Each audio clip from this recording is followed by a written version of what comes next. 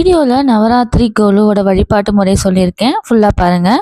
நவராத்திரி டே 4ல் அன்னைக்கு தேவி வந்து மகாலட்சுமி அவதாரமாக இருப்பாங்க. அர்ச்சனைக்கு ஜாதி மல்லிப்பூ, கோலம் வந்து படிக்கட்டு கோலம், நெய்வேத்தியமாக கதம்ப சாதமும் பட்டாணி சுண்டலும் அன்னைக்கு படிச்சிருந்தேன். போட வேண்டிய கலர் வந்து கருநீலம், பழ வகையில் கொய்யா பழமும் படிக்கலாம்.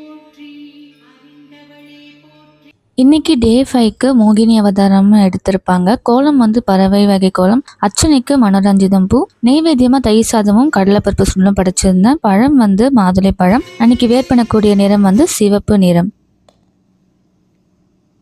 நவராத்திரி டே 6 அன்னைக்கு சண்டிகா தேவி அலங்காரத்தில் இருப்பாங்க. அர்ச்சனைக்கு செம்பருத்தி பூ, கோலம் வந்து தேவியின் நாமம், அதாவது அவங்களுடைய நேம் வந்து நம்ம கோலத்தில் எழுதணும். பழத்தில் ஆரஞ்சு பழம், பிரசாதம் வந்து தேங்காய் சாதமும் பச்சை பயிறு சுண்டலும் படைச்சிருந்தேன். இன்னைக்கு வந்து வேர் பண்ணக்கூடிய கலர் வந்து கிளி பச்சை. இன்னைக்கு டே 7 சாம்பவி வடிவத்தில் இருப்பாங்க. இன்னைக்கு போட வேண்டிய கோலம் வந்து சங்கு வடிவம். அர்ச்சனைக்கு தாழம்பூ யூஸ் பண்ணலாம். நெய்வேத்தியமா எலுமிச்சை சாதமும் சுண்டல் வந்து கொண்டக்கடலை சுண்டலும் படைச்சிருந்தேன். பழம் வந்து பேரிச்சம்பழம், நிறம் வந்து இளம் சிவப்பு, அதாவது பிங்க் கலர் வேர் பண்ணிக்கலாம்.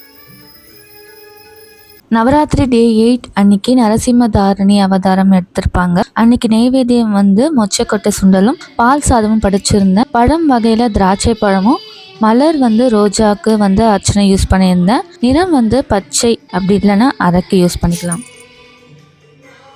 நவராத்திரி டே 9 அன்னைக்கு பரமேஸ்வரி அவதாரம் எடுத்திருப்பாங்க. நெய்வேத்தியமாக கொண்டக்கடலை சுண்டலும் சக்கரை பொங்கலும் படைச்சிருந்தேன். அன்னைக்கு அர்ச்சனைக்கு யூஸ் பண்ண வேண்டிய பூ வந்து தாமரை மலர். நீங்கள் வேர் பண்ணக்கூடிய கலர் வந்து வெந்தய கலர். அன்னைக்கு கோலம் பார்த்தீங்கன்னா ஆயுதம் கோலம் போடணும். 9 டேஸுமே முடிஞ்சிச்சு. பட் 1 2 3 மட்டும் வீடியோ இல்லையேன்னு பார்க்காதீங்க. ஷார்ட்ஸில் அந்த வீடியோ நான் கொடுத்துருக்கேன். ஸோ அதோட லிங்க் வந்து டிஸ்கிரிப்ஷனில் இருக்க, வேணுன்றவங்க கண்டிப்பாக செக் பண்ணி பாருங்கள். கண்டிப்பாக இந்த வீடியோ உங்களுக்கு யூஸ்ஃபுல்லாக இருக்கும். ஸோ மறக்காமல் சப்ஸ்கிரைப் பண்ணி இந்த வீடியோ லைக் பண்ணி ஷேர் பண்ணிவிடுங்க.